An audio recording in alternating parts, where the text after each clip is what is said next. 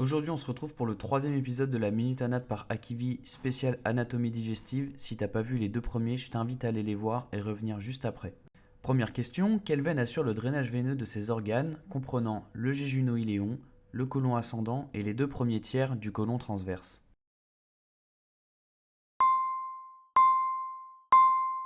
Bravo, c'était bien la veine mésentérique supérieure. La veine mésentérique inférieure, elle, draine le sang du tiers gauche du côlon transverse, du côlon descendant, du côlon sigmoïde et de la partie supérieure du rectum.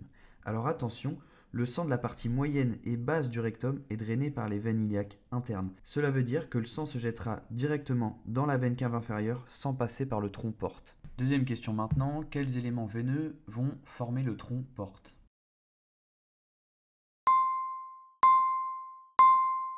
Le tronc porte est constitué de la veine mésentérique supérieure et du tronc spléno-mésentérique, qui est la réunion des veines spléniques et mésentériques inférieures. Cette veine porte va être l'élément le plus postérieur du pédicule hépatique, avec en avant de celle-ci l'artère hépatique et les voies biliaires extra-hépatiques. Le sang de la veine porte, riche en nutriments absorbés depuis l'intestin, va permettre au foie de stocker du glucose sous forme de glycogène, synthétiser des protéines importantes comme l'albumine, ou encore synthétiser des facteurs de la coagulation. L'artère hépatique, elle, apportera au foie ses besoins en oxygène. Une fois ces échanges faits, les veines hépatiques vont se drainer dans la veine cave inférieure et rejoindre l'atrium droit du cœur.